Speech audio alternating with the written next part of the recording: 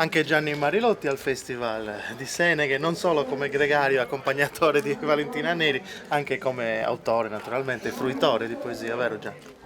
Beh, sicuramente sì. Seneghe è un appuntamento molto importante, ci vengo tutti gli anni, perché ritengo non solo di trovarci la tradizione musicale, poetica, ma anche l'innovazione. Secondo me Seneghe è un laboratorio che prefigura la Sardegna del futuro, dà indicazioni che dovrebbero essere spalmate sul territorio, dovrebbero essere intraprese molte iniziative analoghe. Per questo sono qui.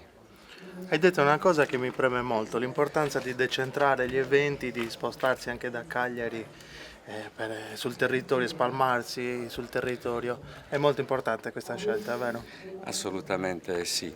Io credo che la Sardegna abbia bisogno di un riequilibrio territoriale serio. Le zone interne devono essere ripopolate di vita e di cultura. Già lo sono, ma io sono convinto che il futuro della Sardegna si giochi soprattutto qua. Questo non vuol dire che le città Sassari, Cagliari, Olbia debbano diciamo, essere abbandonate, assolutamente no, ma queste devono trovare il loro riscatto vero legandosi al territorio tutto della Sardegna. Questo. Ci racconti un po' i tuoi progetti attuali? I progetti attuali sono quelli della scrittura, sono quelli dell'impegno sociale nel campo, in modo particolare del disturbo psichiatrico.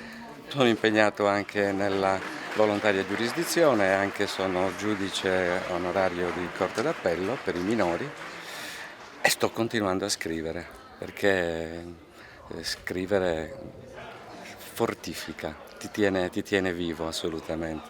E poi amo la Sardegna tantissimo.